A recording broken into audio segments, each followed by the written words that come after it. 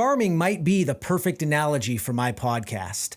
How to take something small and simple, an idea like a seed, to plant it, to watch it grow into something big and beautiful and something that you're proud of. It takes time, and the bigger you want it, the more you have to cultivate. Today, I interview the owner of Farmland Company, a farm kid from Central Washington who did all those things, put together that recipe to create a great company today. Welcome to the Socks and Soul Podcast. Glad to have you. Let's go.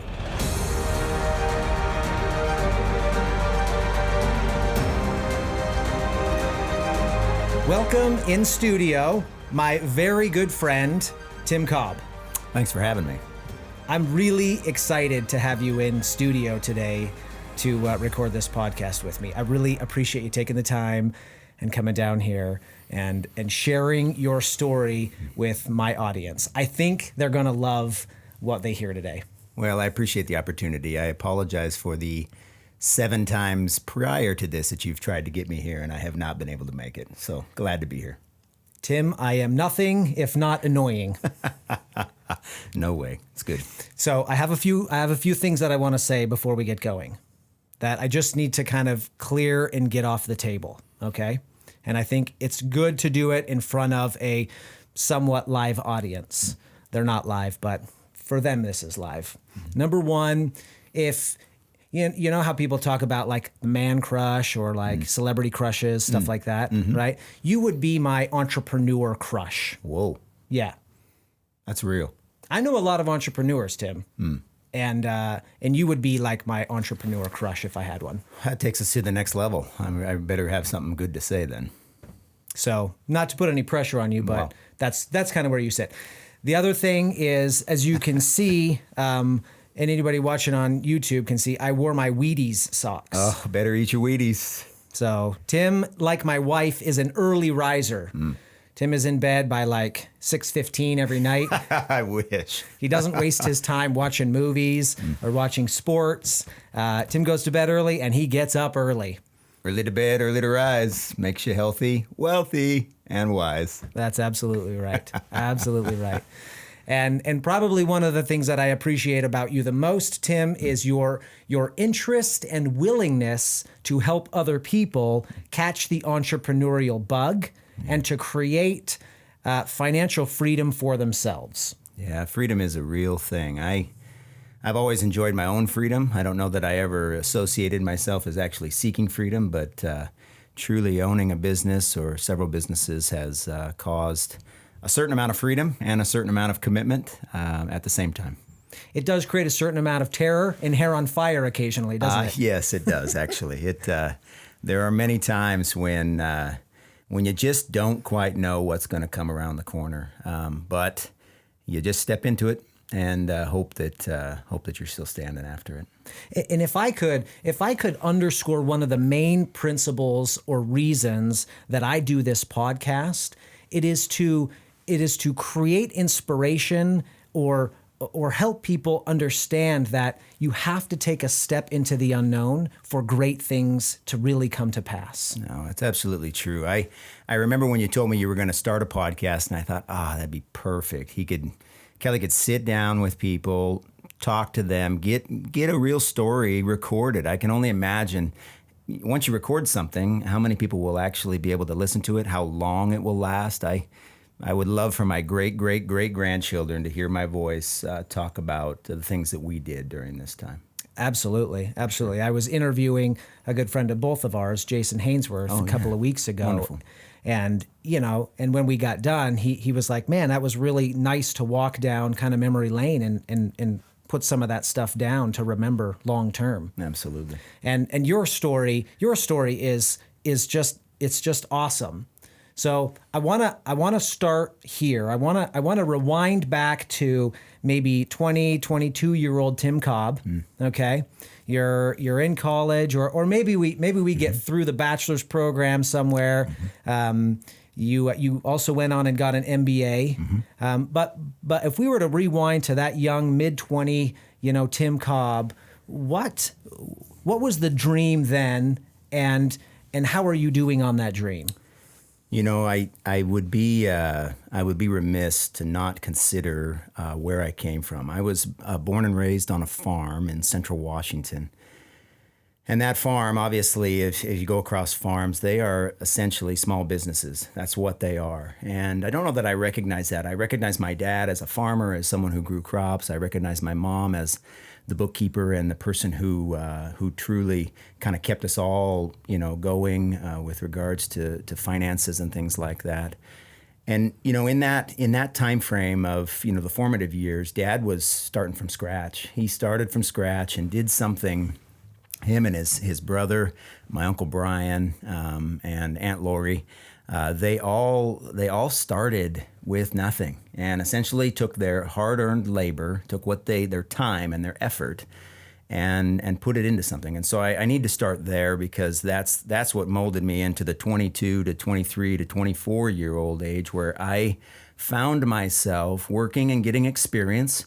While going to college, I went and, as was mentioned, did a master's degree, just an MBA, following some time on the farm. I thought for a time that I would farm, and then found that my mind and my acumen to business and sales really was more than what the farm maybe needed at that moment. It really wasn't what was needed on the farm. What was needed on the farm were hands and hearts, and I had plenty of that.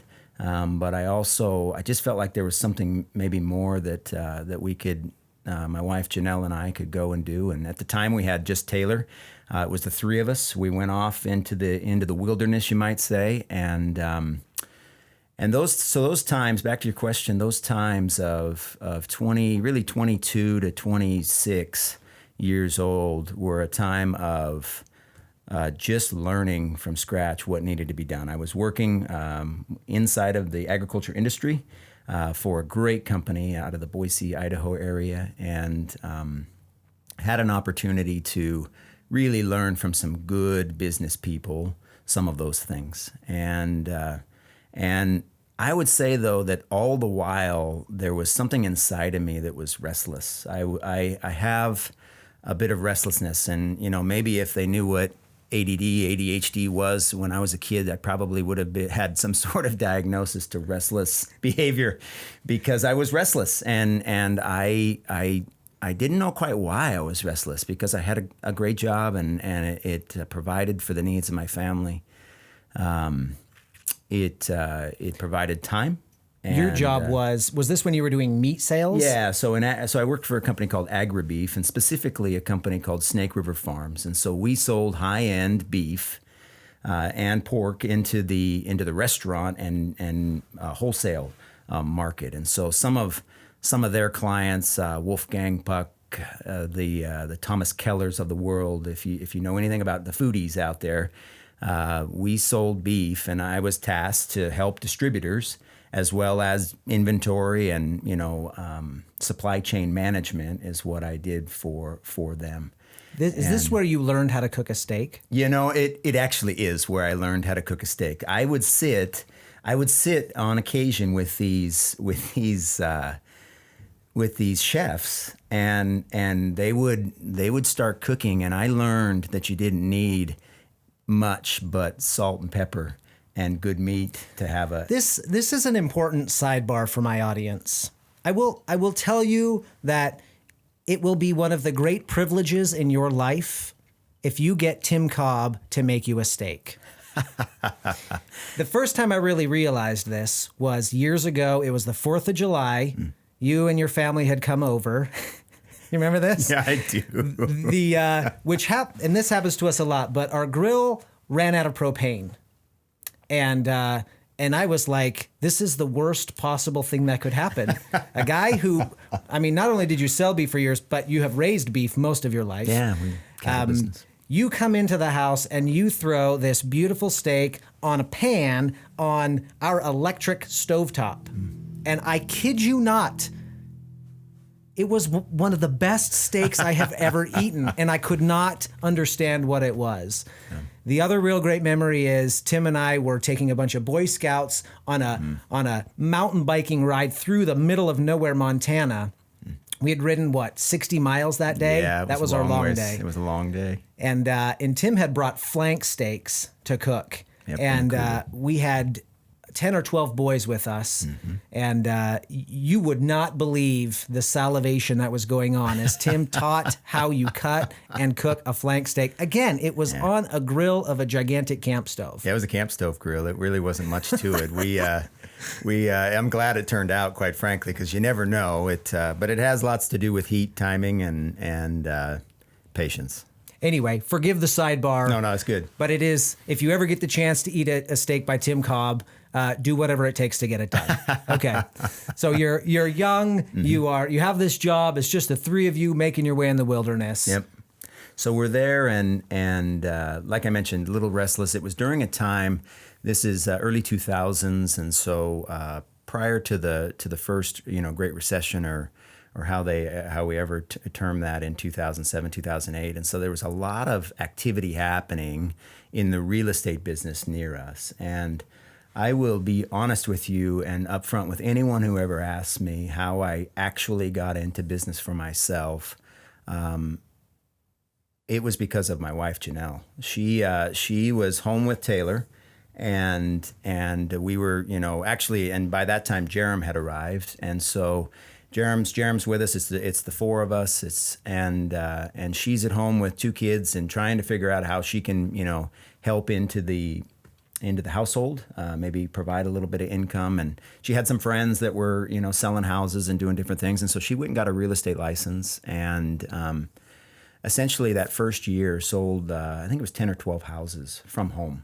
And, I looked at her income. I looked at our income statement at the end of the year, and I thought, wow, you just doubled me, sweetheart. You just, and I didn't really have an interest in selling homes per se. I obviously, with a business background, really had a desire to be in commercial real estate. And so, as I finished my MBA, I decided that, we decided that we would head that direction. And so got my real estate license at age 25 or 26.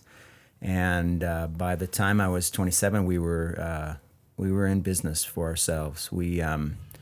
I quickly worked towards commercial. I handled land transactions for the most part, as well as industrial property. I handled warehouses and some retail, some office.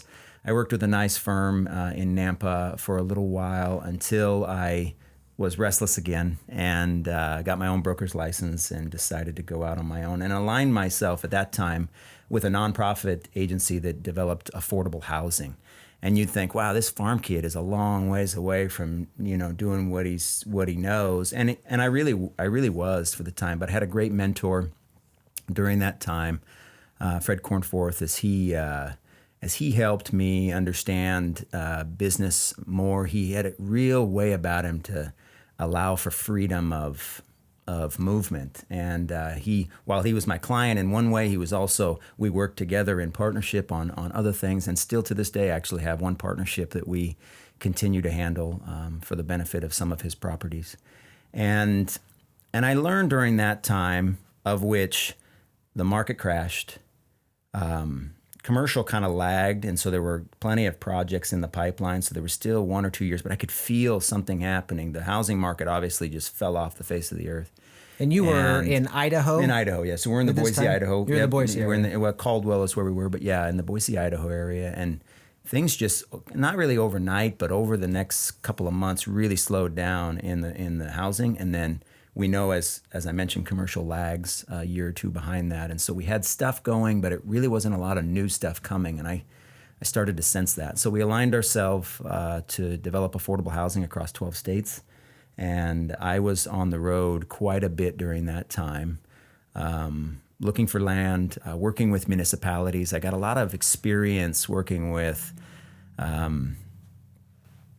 mayors and city council members and planning departments and all of these individuals who thoughtfully try to build their communities. So this is really interesting to me. So you're telling me the only reason you got into real estate was because Janelle was selling homes and that piqued your interest? It piqued the interest because what I saw in her was, number one, she was able to do so much while, taking care of the household and handling those things.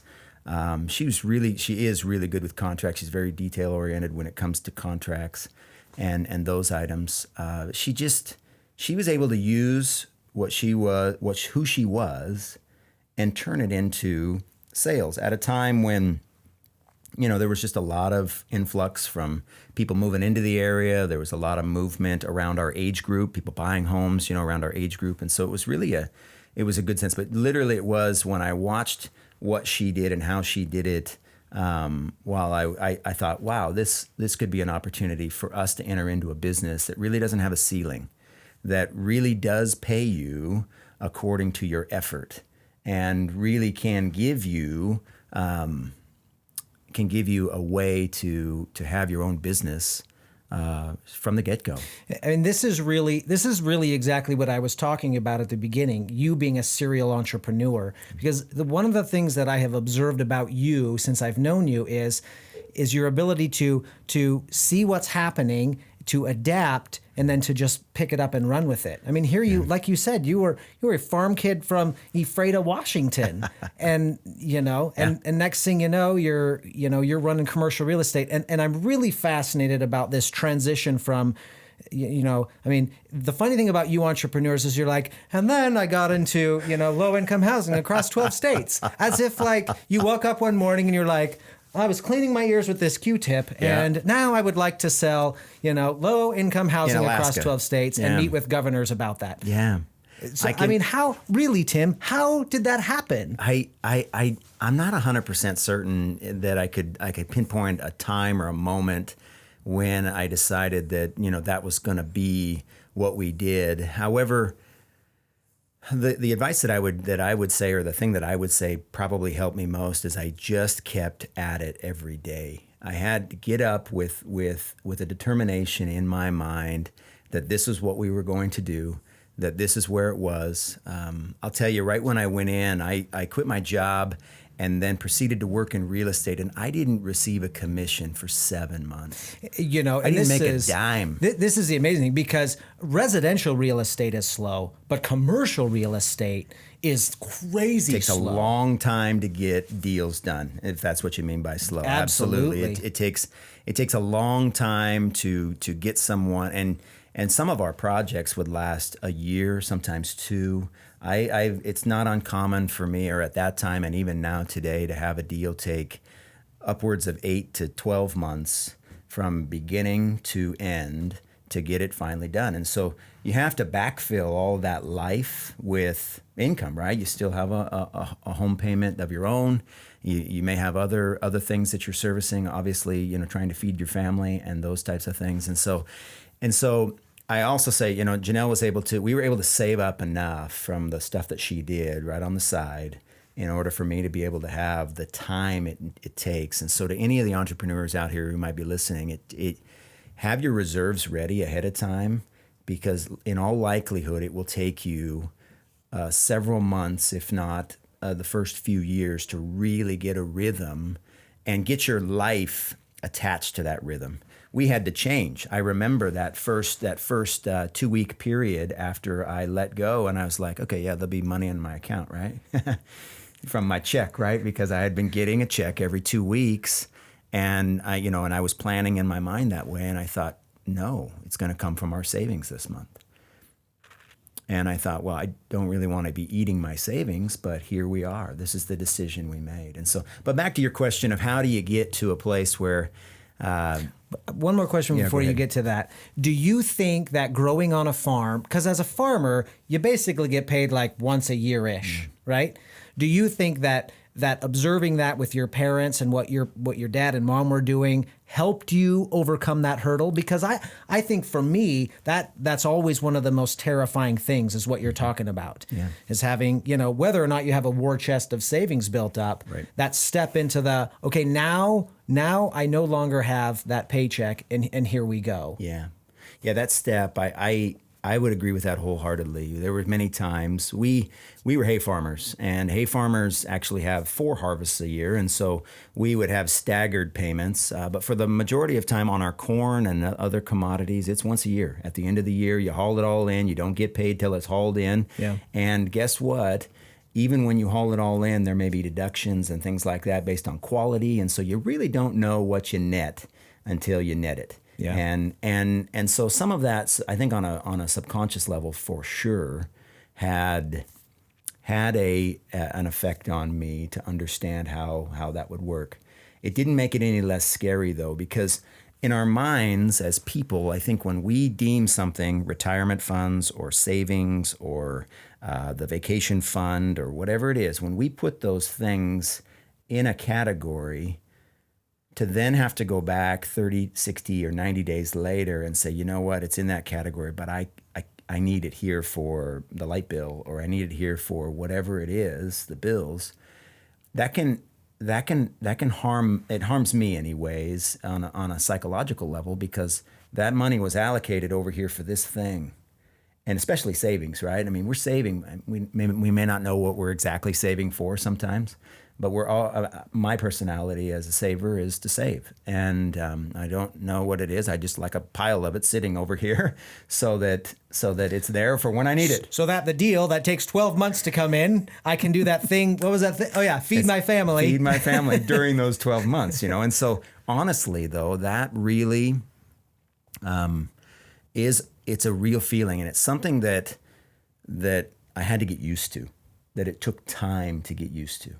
And as it took time to get used to, it wasn't easy. It wasn't easy. I remember my first commission check. It was a small, those little industrial buildings where it's a little office and a roll-up door, and there's about 6 of them in a line, right? Oh, yeah. And so I rented this little space, roll-up door. There's maybe 2,000 square feet inside for somebody who might be, I don't know, selling decals or whatever it was. This guy was an HVAC guy, and he had a need for some storage.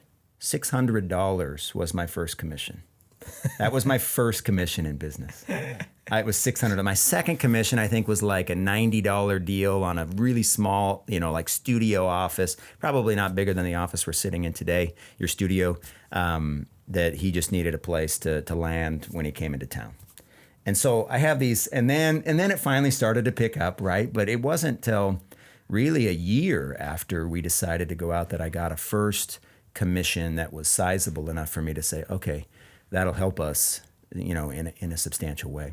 And so, anyways, but I think the timing and the preparation and the investment that you put into yourself is everything. And I learned that on the farm. When you if you don't plant seeds, you don't harvest.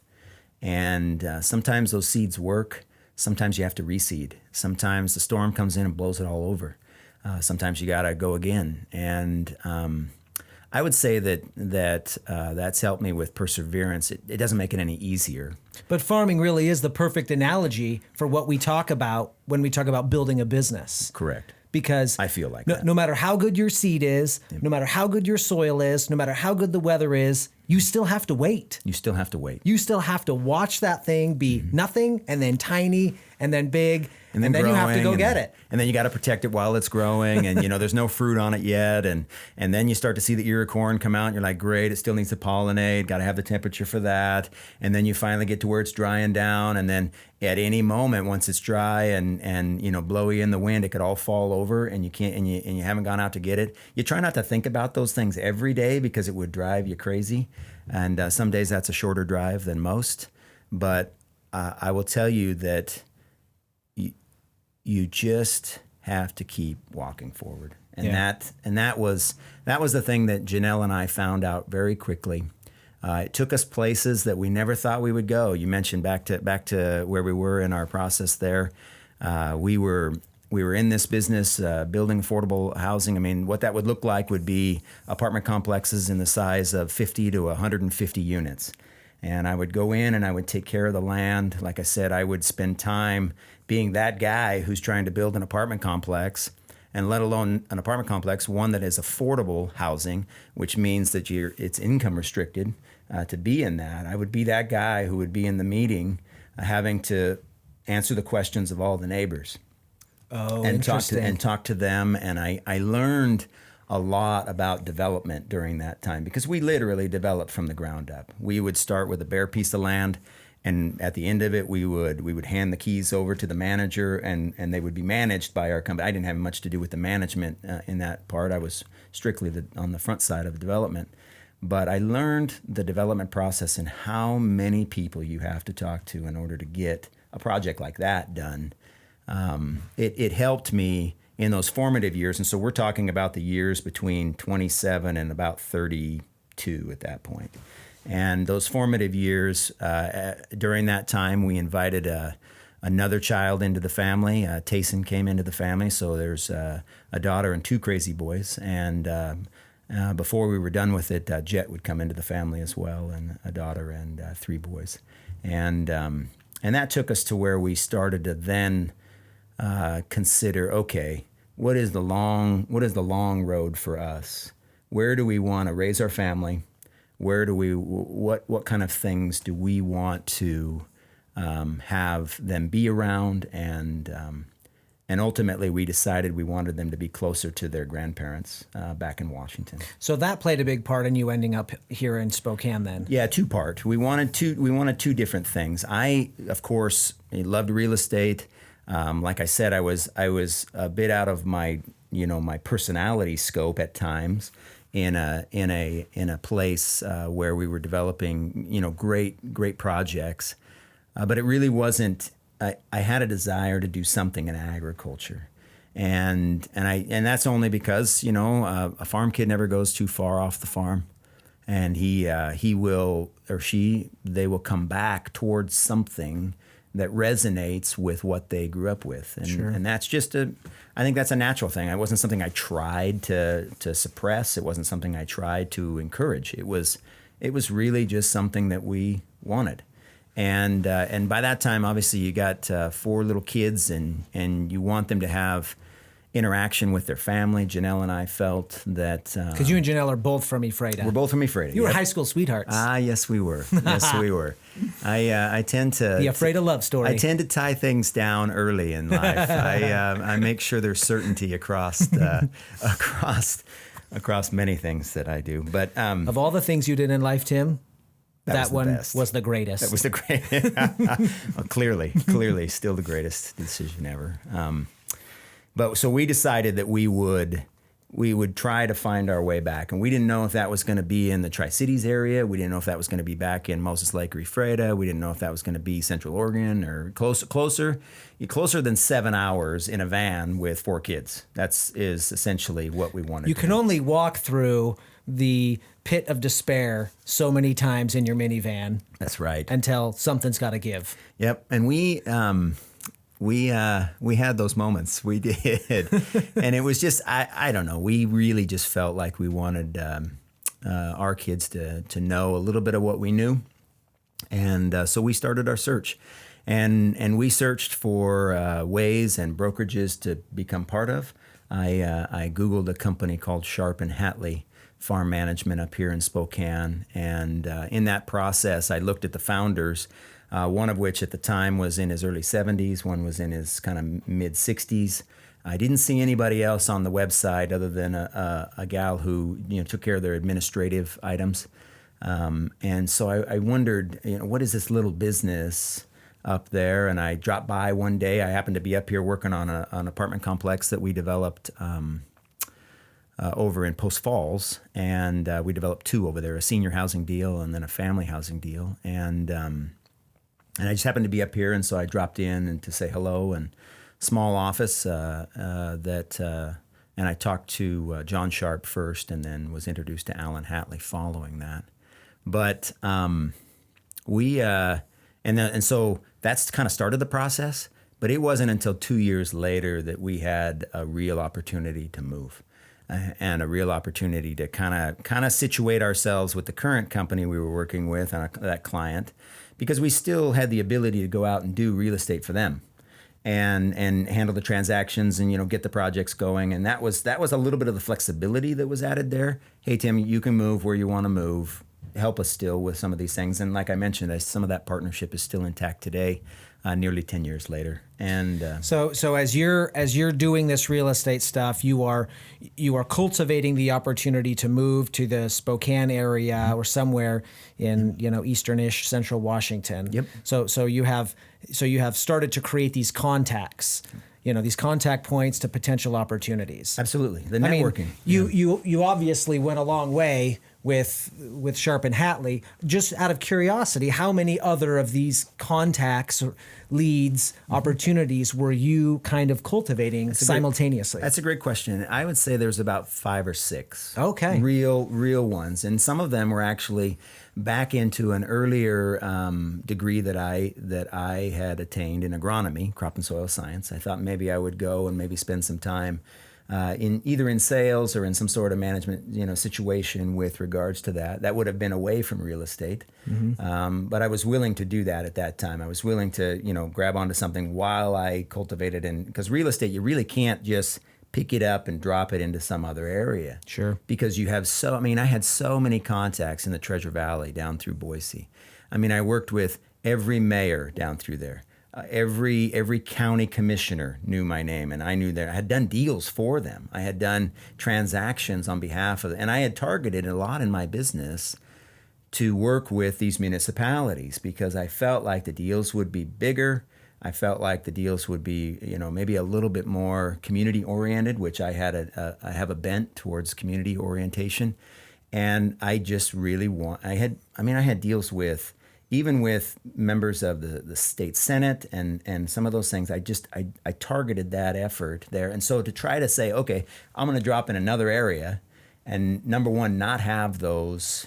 You didn't really have any contacts in Spokane. Zero contacts. You grew up in central Washington, and then you went to the Boise area to go to school. That's exactly right. And had been, like you said, building a career and a network system there. Right. That's for 7 years. And this is another part of your story that that is remarkable to me, because you essentially had been building this business, and then you basically left it to pursue this other dream, this other opportunity. Yeah. And at about 32 years old, that's when that happened. And our family was still small enough. We felt like we had to do it. It was either then or never, really, for us. Because how often in this transition process did you think, no, we should just stay down here? The pickings are good down here. Yeah. We got good setup. Several times we felt like, wow, are we leaving something that is just about ready to click? It was clicking. We were making good money, and our business was successful. Like I said, I had many meetings with important individuals who actually transacted deals, and so I felt like that, and then I felt, wow, I don't know anybody up there. Part of that, was okay, and then part of that was really scary. Like, okay, we're going to land there, and we're going to depend on what we've been doing. And I had some inroads, obviously, with the city of Post Falls and those folks over there, because they were just wonderful to work with our development over there. And so I started to get a few, but really nothing. I didn't have an affiliation with a Coldwell banker. I didn't have an affiliation with any brokerage in the area. I was coming in fairly blind. And to juxtapose what you were talking about when I asked you first about the dream, you obviously didn't feel like the dream was being fulfilled or could be fulfilled in the way you were looking for where you were. And even though it was good, you felt like bigger and better or more interesting, maybe. Like you said, you've got a little ADD built in, being restless. I do. That's right. But all of these things kind of played into you saying, I'm going to shift gears, put myself in a market and in a place where I really want to grow and excel. And it's going to be a little dicey for a while. Yeah. Which it was. It was dicey. It was the lowest income year we had in probably 6 years, and I knew it was going to dip. We came in and we bought a small piece of land. Mind you, this is 2011, so the land was cheap just about everywhere. we bought a small piece of land, and we brought in a manufactured home to put on it because that was what we could afford at the time. It's a fancy word for a trailer. A trailer, yeah. It was. Was it a double wide or was it a single wide? It was a double wide. It was a double wide, and the second double wide that I have had the pleasure of living in with my wife and family. And the family was a little bigger this time. The previous one was just the three of us: Taylor, Janelle, and I. She must really love you. She really, really loves me. If I put her in twice, I promise to build her a house afterwards, of which that has happened, obviously. But but I will tell you, it was transition in the purest form, and it was transition for what we felt, what we really felt in our hearts was going to be the long game for us. And as a business owner, and just as a person, I try to analyze where I'm at, where I'm standing, and Janelle and I always had, roundabout goals. We always had large goals that, not very many of them, but just some specific ones, and a move here helped us towards those goals. Okay, now I want you to tell the best part of your story, which is your hostile takeover of Sharp and Hatley. It was a definitely passive aggressive hostile takeover. I'll tell you. let me tell you something really quick about the two gentlemen that invited Janelle and I, took a chance on us to come into that business. It's John Sharp and Alan Hatley started that business. It's now nearly 30 years old. And they started it, on a wing and a prayer, coming out of a banking situation. They were in a trust. They were in trust environment. And Alan was a fee appraiser, and so they kind of brought this thing together and started to manage farms. And at the time I came, I was looking to be involved in the brokerage side of things. That was my background. That's what I knew. I kind of already had my life, headed the direction of, feeling like we're going to be a long time until we get a commission. It was already climatized. My life was. Tell my audience, just so they understand, explain to them what Sharp and Hatley were doing specifically. Yeah. What, because this is not a business that I was at all familiar with when I came across it. So just tell my audience what it is exactly they were doing, because when I say, it's a farm management brokerage, we really don't have any clue what that means for the most part. Yeah. Okay. So, and thank you for that. So Sharp and Hatley at the time was handling about 3 or 4 different things. The first and foremost thing that they did was property management for absentee landowners. There's a statistic out there of 50 to 60% of all the farmland that you see as you drive down the road is owned by somebody who does not farm it. So this is the same concept as seeing an apartment complex, them having a company that manages the day-to-day tenants. Correct. Toilet breaks, they call the manager, they don't call the owner. Yep. And basically the owner just receives the proceeds from, the rent on an annual or monthly or whatever basis. Correct. That's a managed commercial property. And so farmland operates similarly to that in a lot of cases. The ones that are absentee owned, that a farmer and their family don't own themselves, or it's not owned inside of their family. They as well as different owners like investment groups or nonprofits. We have an opportunity to work on behalf of the Shriners Hospital for Children, which they are given a lot of farms, and their policy is to hold on to them and to have that benefit year over year come into the hospital. They want the long-term income of owning the property, but they have nothing to do with the farm side. No, they hire us to manage the leasing, the insurance, the taking care of the day-to-day, the inspecting of the farms, making sure that they're being cultivated properly, the marketing of the grain on the backside, because some of these are in a crop share scenario where the owner receives bushels of grain, and we sell those bushels of grain on behalf of them in order to collect their rent essentially for the year. And so Sharp and Hatley was engaged in that. They were also engaged in real estate brokerage, which is how I found them on the internet. Buying and selling farmland. Mm-hmm. They were also engaged in consulting work. That consulting work, be it just if an attorney or an accountant or somebody has questions or some sort of case that involves a piece of farmland, they would call Sharp and Hatley and have them do an assessment. They would have them go do a visit. They would have them, write an expert report, sometimes sit on the witness stand if it got to court or something like that. So they were expert witnesses. They were their expert well. witnesses is what they did. So these guys are doing appraisal. And appraisal doing there's the fourth consulting, one, all kinds of stuff. But your attraction to these guys was the brokerage side. Yeah, my attraction was the brokerage side, and that's really all I thought they did was brokerage. And okay. Yeah, and so I didn't have. I mean, I saw on their website that they manage farms. I'm like, I don't know that I really put two and two together because I grew up on a farm where the manager was us. Right. I mean, why would it's a family farm? It's a family farm, and if we had leased land, which we did have much leased land, Dad was the one who worked directly with the owner, and so Dad ends up now being my biggest competition, which is totally fine because he does it for free, right? He manages these, and a lot of these farmers do, and it's totally fine.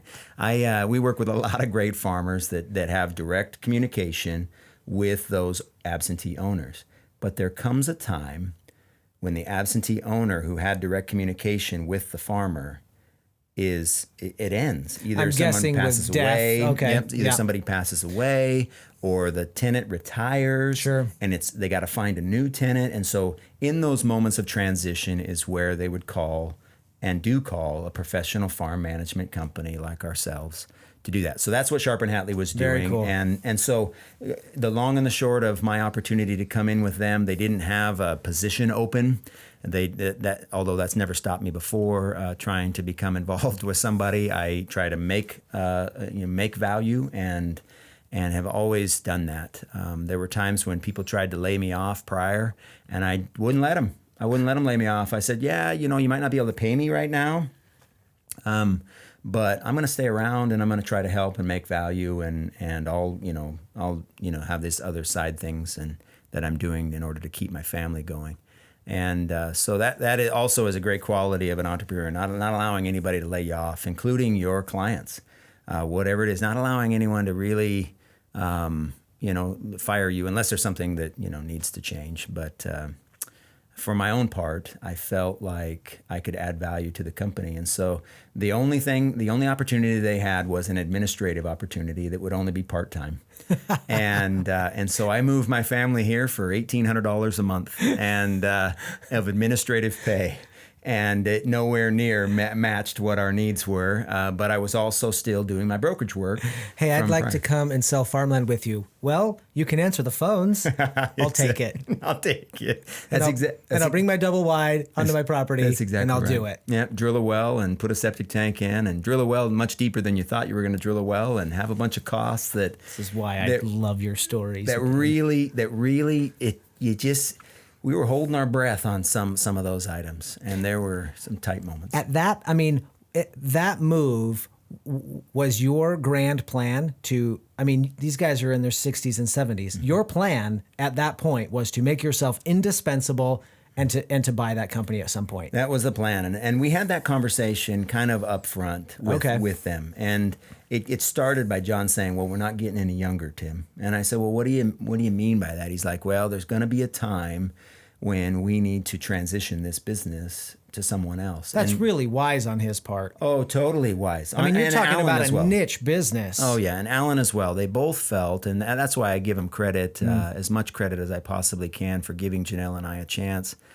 The credit goes to them because they could have easily sold to maybe a Midwest farm management company.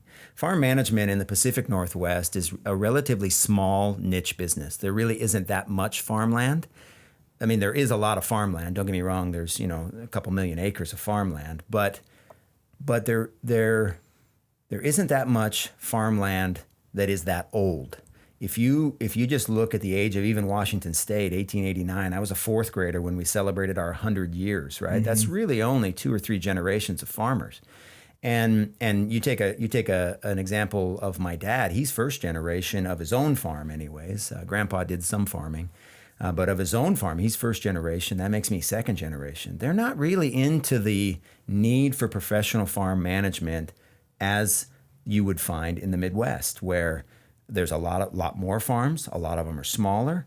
There's a lot of generational passage out there, and farm management is very large out there. There are big companies out there that would have 150 to 200 employees, just like me, to handle several farms and do those things. And Wow. And they could have easily, John and Alan could have easily sold their farm or farm management company to that. They wanted it. In fact, so many times those companies had come out to kind of court them and say, hey, what is your plan, and that sort of thing.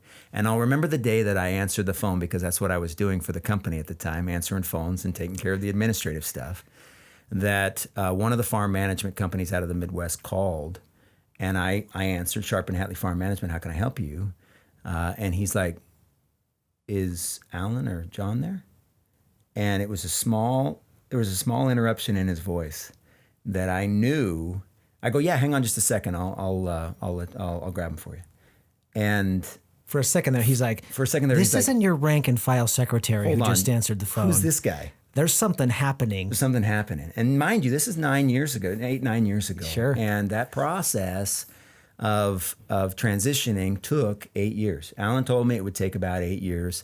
I don't know that I believed him, because I was still 32 years old, and I thought I'm going to be 40 by the time I own this thing. That seems like a long time. When you're 32, 40 seems like 80. 80, it does. Now 40 seems like 33. It really does seem like 33. That's 100% correct. And I Not that I would know, but well, yeah, you will soon enough. But the realness of the amount of time that those two individuals, John and Alan, were willing to take to preserve their company, it really spoke to what it was about. And it's about the clients. It's about the people we work for. We are literally their tie to the land. Some of them. Some of our clients have never even been to their land because it's been generational, and they just haven't had a tie to it.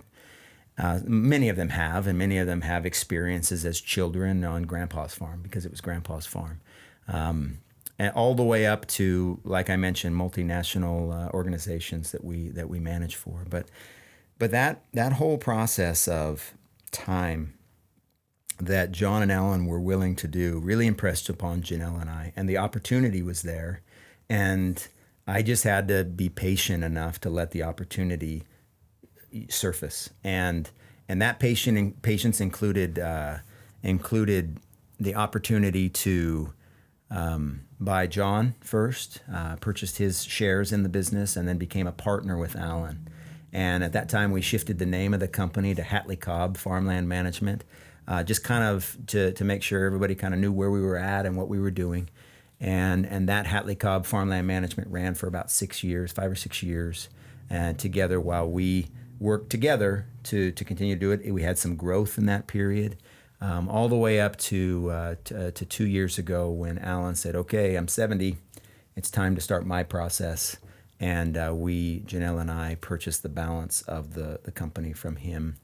And he still, and John, at the time of his retirement, stayed on for 2 or 3 years to kind of wind down. He just slowly, he didn't feel like he could just go cold turkey into retirement, which a lot of farm individuals don't ever do that. You'll see a farmer that's still out there running his son's tractor, and he's like the best help that his son could ever find, because he's going to take care of everything that's out there, but he is still wanting to be involved in it. And we see that transition is just, it's very unique in our business, in our industry, to see that transition. But then I've been in other businesses where I've seen it as well. So I don't know how completely unique it is, but there's the plant the seed and the harvest, and the guy who planted seeds a long, long time ago wants to harvest as long as he can.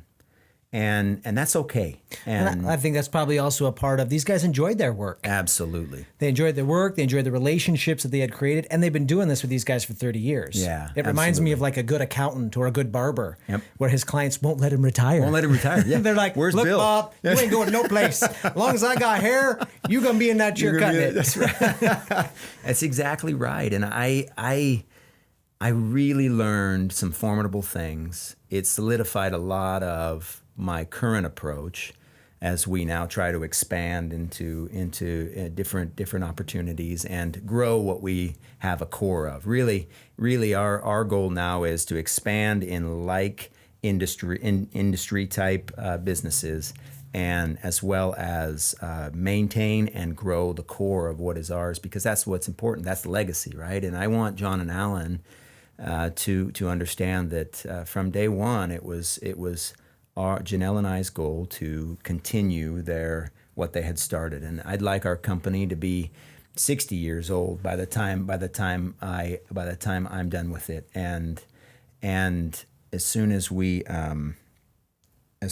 go from that, we'll just be better and transition it to the next generation and keep those people going. That's the part of this that I love, and it really just goes into your story so well, of this idea of, you know, being a farm kid and then leaving this successful brokerage, you know, coming into this as an administrative assistant, a phone answerer, giving yourself time to learn their business inside and out, and then slowly transition to helping those guys retire, and for them, allowing them, I don't know what the right word is, the honor or the dignity maybe of handing their business over to somebody that they had taught and groomed and helped cultivate these relationships on a long-term basis. And then you having the freedom to turn around and capitalize on the things that they really weren't interested in doing in their 60s and 70s. Right. And that's really what we found. They had some very specific things they asked me to do first and foremost. I can remember the word they used was streamline. Streamline. Tim, we need to streamline our business.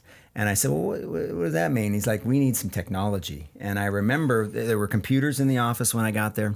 There was a copy machine. The only plug that it had into the wall was a power plug. And so it was essentially a ditto machine. It didn't have any ability to fax or email. Or there was a fax machine.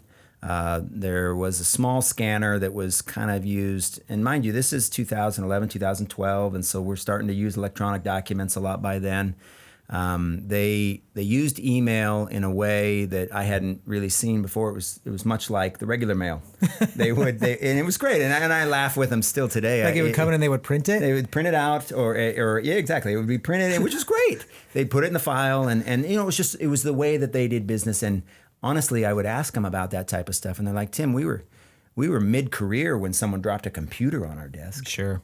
And I mean, great. This is an awesome typewriter. I mean, really. I mean, this is an upgraded typewriter, but to use it as a communication device, to use it as a way to they had a database system where they kept a lot of their information. It is the foundation of our current system, which is now online and accessible on your phone or your tablet or whatever it is for the managers that are out in the field. We had really worked on that. It lived on I got to tell you this story. It lived on an old computer, right? This database. So it's access-based database. Oh, yeah. Okay. Somebody had come in, and Barry was his name. Barry, the computer guy, had come in and created this for them so that they could track all the information for each farm, track the sales, run a couple of reports, very simple reports, and you know, an inspection report and a sales report and a grain report and all these things. And I remember going to Alan. I remember saying, "Hey, Alan, I'd like to move this computer system to what's called the .NET framework, you know, out on the internet, so that it doesn't live on that old computer right there. It lives on the cloud." I said, you know, and you know, cloud was fairly, you know, it was fairly new at that time, right? And they're like, "What's the cloud?" And I'm like, "Well, it's a place where, you know, our data can be there, and I can access it from the field. I can access it from my home. I don't have to be tied to that computer right there." And that was a little bit of a foreign concept to them at the time, and to me as well. We were just kind of, I am technologically, I have technological prowess, but I'm a tweener. Okay, I mean, there were computers in our computer lab at high school, but we used them for word processing. Yep. Okay, there was no internet when I left out, you know, for college or went out and did my mission service and came back. When I came back, people were using computers all over the place, and so I've been playing catch up for a long time, so I know enough to know what they were facing, but yet I knew enough to know where we needed to be, and so I actually stood as a bit of a bridge. And they, back to that comment of streamline, Tim, we need to streamline the business. The challenge was, though, as I started to streamline the business, the way that they had done business prior to became a bit obsolete. Sure. The telephone stopped ringing. I can remember John mentioning to me, he's like, Tim, are you getting everything covered out there? I'm like, well, yeah, I think so. Are we getting some complaints? He's like, no, the phones aren't ringing. I go, well, I'm communicating now with all of the people you probably communicated with on the telephone. I'm now communicating with them via email. And he's like, oh. And I can remember that being a moment where it was transition. It was transition, and that just kind of happened. And as that went, I didn't make anybody obsolete or anything like that. That's the way that the business has progressed. And from there, from the moment they gave me the keys to make the business more streamlined, we just moved forward with it, and it's streamlined today. It's streamlined today. It is. Yeah. And so today you've got the management side, which is going, you've got brokerage side, which is going and growing. Yep. It's reach. You've added an insurance wing. Yeah. Insurance is one thing we added about almost 5 years ago now. Insurance, on the crop insurance side, we were handling a lot of the paperwork and a lot of the details of crop insurance for our clients. We felt like we could become an agency and provide just a very in touch and close service for them. And that also goes out to property insurance as well. And we have several clients that are all farm based. We wanted to be all farm based. In addition to that, we recently brought on a young farm kid to work in appraisal, and we continue our consulting work as well. So yeah, those 4 or 5 things that we do all center around agriculture and the management of agriculture property. That's really what we are a land business. Yeah. And everything that we do revolves around either the management, the disposition or acquisition, the valuation, or the risk protection of that land. And that's in essence our company. All those things tie in. They all tie in, and even though we're kind of in the early stages and getting a couple of young guys, Zach, as well as Eli, getting them going, those things will continue to grow. And I feel like they will at some point outpace the management side, which is what I continue to remain to do, and the brokerage side, which again can be 2 deals a year or 12. Sure. You just don't know in that side. And so we don't tend to rely on that source of income. So if you were to go back to 22, 23, 25-year-old Tim and give him a piece of advice about his entrepreneurial, voyage, of which yours is far from over. Yeah. But what would you tell him? What would the thesis of the Tim Cobb entrepreneur be at this point? First, I would tell him it's going to be okay. I would definitely tell him that you're going to be able to feed your family, and you're going to be able to make the impact that you want to make in the industry that you're in. I would definitely tell him that. I would tell him that along the way you're going to meet some amazing people, and during that time you're going to meet people that have talents that you don't even remotely have, and that somewhere they'll be crafted into the network that it is. I would tell him to keep networking. I would tell him to meet as many people, offer his service and or his time to as many people as he possibly can. Because at the end of the day, when everything's kind of shelled away, what I've learned, at least through my experience, when everything's kind of shelled away, really we're just in the relationship business. Now, whether you manage farmland, whether you create widgets, whether you repair plumbing fixtures, you are really in the relationship business. You're in the business of servicing the needs of one person in order for them to be complete and you to get some sort of transactional pay in between there. In a pure service business, if you're a manufacturer, you're building something that someone is eventually going to buy. And so you have to know those people before you can ever serve them. And so I would tell that 22-year-old Tim, hang in there. My dad would always tell me, I would tell him what my dad continues to tell me, just keep plugging along. Just keep getting up every day and going towards it. The opportunities will come, and they'll come in really mysterious ways. and they're not really mysterious. They come, for me, they come from my faith. They come from my confidence that I have a purpose. They come from the confidence that I have that there is a grand plan and that I play a part in it, even though it may be a very small part in it, that I have a job to do, and that I was put on the earth to take care of it. And that literally is why I do what I do. I want to close with something that you said to me a couple of years ago, as I have,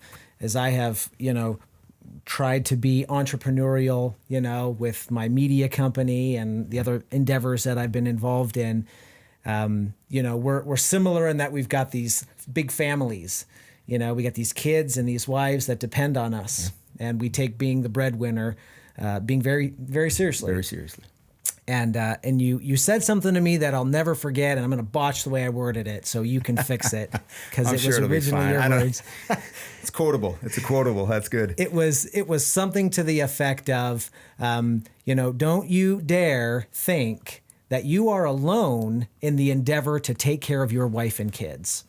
And it was a reference to your faith and the lessons that you had learned in life feeling risky and entrepreneurism being somewhat scary, and instead of allowing the fear to grip you and keep you from doing whatever it is that you want to do, to bowl forward, to believe in it, to give it a chance to grow, to cultivate it, and to not for 1 second think that you're doing this thing on your own. Yeah, no, they that be with us are greater than they that be with them, is the quote that I could pull from the Old Testament. That is a direct. You did fine on that quote. Thank you. You did fine on that quote. That is definitely. I when I came to know, because obviously my petitions and my attempts to it definitely was at a time when I didn't probably have much cash flow, and it just really seemed bleak, or whatever the case may have been. And I remember, getting on my knees or whatever the case was, and petitioning my God to help me get this done. And I remember distinctly, no audible voice, but I remember distinctly feeling, do you really think I'm not going to take care of your family? And it was like, okay, I missed that one along the way. And that, going forward, I won't miss it again.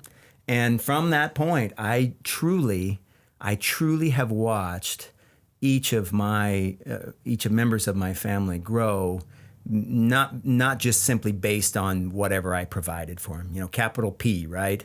Provide. That's what we do as dads. And I can get real serious about it, up to the point to where everybody's rolling their eyes. Dad's still out there trying to provide. And that's fine, but I can tell you that that was a moment that shifted what I was really doing and what I was really about. Man, it's just a great lesson, and it doesn't even matter what you're doing. Yeah. It doesn't matter what part of your life you're in. No. Doesn't matter what you're pursuing, whatever your dream is.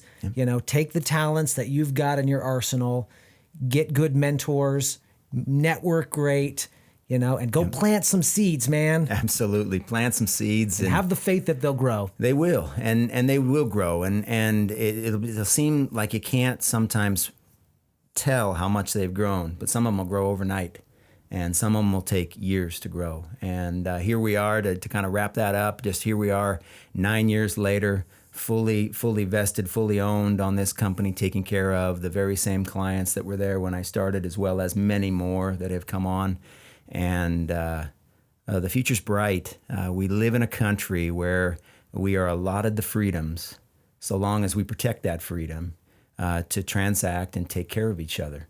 And that's what our company, that's what our family intends to do. And I believe that.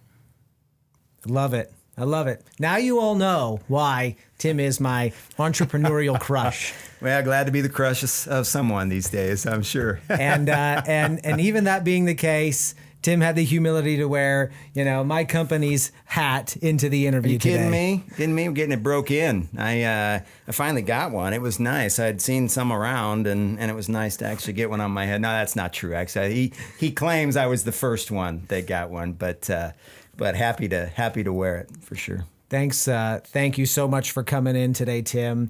I know you're a super busy guy, but your story is inspiring. And when I thought about starting this podcast, you were a huge inspiration for doing it. So I'm grateful for you spending some time and sharing your story with my audience. Yeah, no, anytime. Very grateful that you would take some time to record this. It'll be good for my family for generations to hear. Absolutely. Well, this wraps up this episode of the Socks and Soul podcast. Thank you so much for joining us this week. We hope you enjoyed it. We hope you feel inspired and uplifted, and that you'll like and share this with your friends. The Socks and Soul podcast is a production of Ditto Film Media. If you enjoy this content, be sure to give it a 5-star rating on Apple Podcasts. Join the conversation on Facebook at Socks and Soul Podcast.